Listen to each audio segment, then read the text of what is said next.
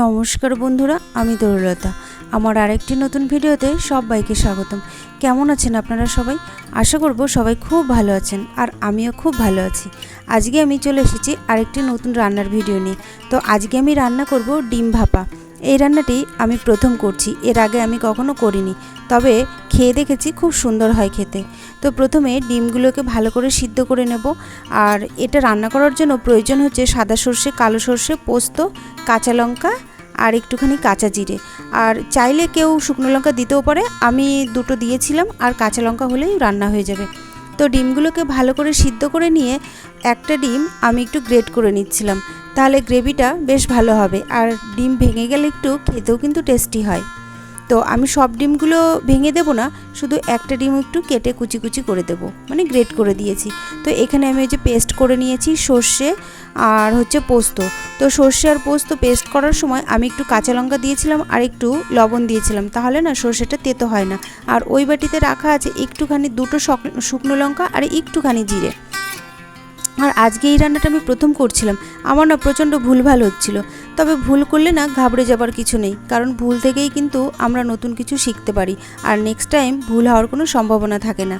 তো প্রথমে আমি সব কিছু মশলা টশলা দিয়ে ডিমগুলোকে মেখে নিচ্ছিলাম, কিন্তু ডিমটাকে একটু ভাজতে হবে সেটা আমি গিয়েছিলাম একদম ভুলে। তো সব কিছু দিয়ে রেডি করছিলাম। আর হ্যাঁ, সঙ্গে একটু না টক দই দিয়েছিলাম, লবণ, হলুদ, এই সব কিছু দিয়ে মশলা টশলা যেগুলো করেছি সব কিছু দিয়ে মেখে নিচ্ছিলাম। কিন্তু তখনও আমার মনে পড়েনি যে ডিমটাকে আমি ভাজিনি। তারপরে সর্ষের তেলও দিয়ে দিয়েছি। মাখানো যখন কমপ্লিট হয়ে গিয়েছে তখন আমার মনে পড়েছে যে আমি ডিমটাকে ভেজে নিইনি। আর সঙ্গে একটু না কাঁচা লঙ্কাও দেবো। আর মিক্সি ধোয়া জল আর বাটিতে যে মশলাগুলো রেখেছিলাম সেইগুলো একটু জল দিয়ে দেবো ওর মধ্যে। জল তো একটু দিতেই হবে, না হলে তো গ্রেভিটা বেশি গাঢ় হয়ে যাবে না, তো ভাত দিয়ে খাবো কী করে, সেই জন্য একটু জল দিয়ে দেবো। এবার তারপরে মনে পড়েছে তখন আমি ডিমগুলোকে তুলে না আবার একটু ধুয়ে নিয়েছি। তারপরে ডিমগুলো তো ভাজতে গেলে না ছেটে, তাই না, সেই জন্য আমি একটু ওটাকে কেটে নিচ্ছিলাম। কেটে নেওয়ার পরে না ডিমটাকে একটু নুন হলুদ মেখে নিচ্ছিলাম।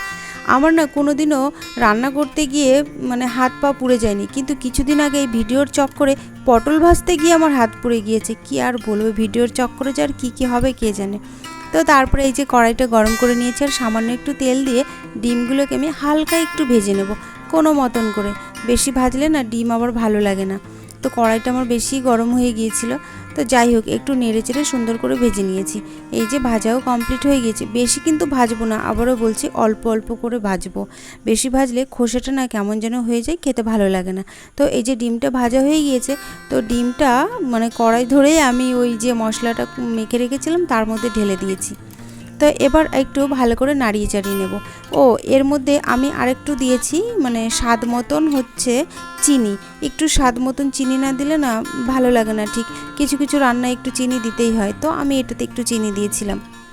তারপরে যে বড় একটা টিফিন বক্সের মধ্যে এই প্রথমে আমি মেখেছিলাম, তারপর টিফিন বক্সের ঢাকনাটা আটকে দিয়েছি। আর বললাম ওই যে প্রথম দিন রান্না করতে এসে না শুধু ভুলভাল হচ্ছিলো। তারপরে যে কড়াইতে আমি স্টিম মানে ভাপা দেবো আর কি, সেই কড়াইটা না ছোট হয়ে গিয়েছিলো। তারপরে আমি অন্য একটা কড়াই নিয়ে নিয়েছি। কড়াইতে জল বসিয়ে একটা স্ট্যান্ড দিয়ে তার উপরে আমি টিফিন বাটিটা বসিয়ে দিয়েছি। তারপরে 10-15 মিনিট আমি টকবক করে ভালো করে ফুটিয়ে নিয়েছি। এইভাবেই কিন্তু রান্নাটা হয়ে যাবে। আর প্রথম দিন রান্না করছি বলে আমি অনেক কিছুতে গোলমাল পাকিয়ে যাচ্ছিলো আমার। তারপরে 10-15 মিনিট পরে টিফিন বাটিটা নামিয়ে নিয়েছি। তারপরে যখন একটু ঠান্ডা হয়েছে তখন আমি বাটিটা খুলছিলাম। বাটিটা খুলেই মানে ডিমের কালারগুলো দেখে আমার এত ভালো লাগছে যে গ্রেভিটার কালার এত সুন্দর হয়েছে। আর আমি না প্রত্যেকটা ভয়েস তো পরে দিই, রান্নাটা তো আগে করে নিই। আমি অনেস্টলি বলি যে রান্নাগুলো খেতে সত্যি খুব সুন্দর হয়। আমার যে রান্নাটা ভালো লাগে না সেই রান্নাটা আমি কখনোই পোস্ট করি না, আমার যে রান্নাগুলো ভালো লাগে সেটাই আমি পোস্ট করি। তো এই যে রান্না কমপ্লিট, কেমন হলো সবাই জানাবেন। টাটা।